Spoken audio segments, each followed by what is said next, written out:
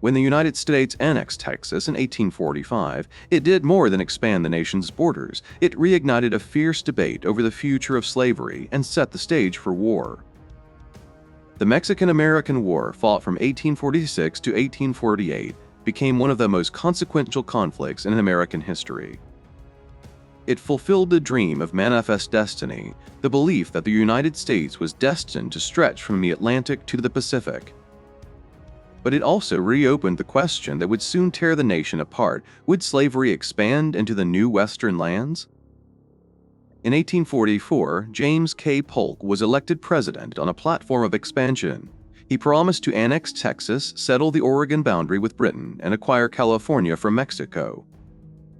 Polk believed expansion would secure America's future as a continental power, but Mexico had never recognized Texas's independence and warned that annexation would mean war.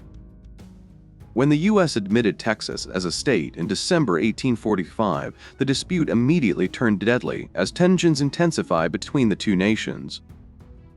The border was fiercely contested, with the United States claiming the Rio Grande, while Mexico recognized only the Nueces River as the legitimate boundary. In April 1846, after a skirmish between U.S. and Mexican troops in the disputed territory, Polk declared that American blood has been shed on American soil. In response, Congress moved swiftly and approved a declaration of war, marking the official beginning of the conflict. While many Americans supported the war as an act of destiny, others saw it differently, and a young Illinois congressman named Abraham Lincoln questioned the president's justification. Lincoln demanded to know exactly where that blood had been shed, challenging Polk's claim and highlighting growing doubts about the war's true origins. Northern critics, including abolitionist leaders, condemned the war as an attempt to expand slave territory under the guise of national honor. In Massachusetts, Henry David Thoreau refused to pay taxes to protest the war, writing his famous essay, Civil Disobedience, in response. He and others argued that fighting Mexico was a betrayal of the nation's ideals, expanding not liberty but slavery. The war itself was brief but brutal. U.S. forces under General Zachary Taylor invaded northern Mexico, winning battles at Monterrey and Buena Vista. In the south, General Winfield Scott led an amphibious assault on Veracruz, launching a bold campaign that pushed deep into Mexican territory. He then marched inland to capture Mexico City in September 1847, and the American victory that followed proved decisive.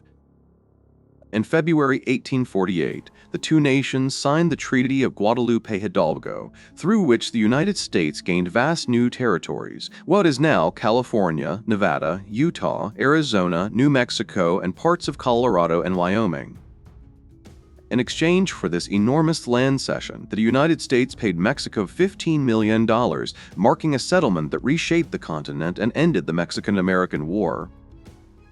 The war had fulfilled the dream of manifest destiny, but it also unleashed a nightmare of division. With each new territory came the same explosive question: would slavery be allowed to expand west?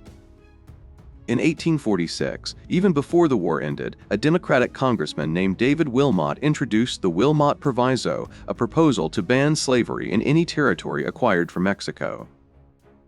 The measure passed the House, where the North held more seats, but failed in the Senate, where the balance between free and slave states held firm. The Wilmot Proviso never became law, but its impact was enormous. It made slavery the central political issue of the next 2 decades.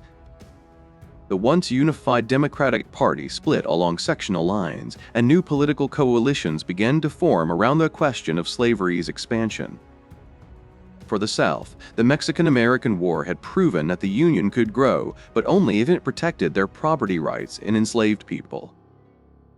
For the North, it raised the alarm that slave power was spreading across the continent. Both sides saw the war's outcome not as triumph, but as a test of America's future. The land gained from Mexico would reshape the nation's map and its destiny.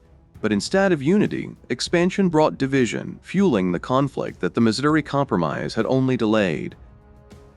In the next episode, we'll explore the Wilmot Proviso of 1846 and how a single proposed law ignited a political firestorm that changed American politics forever.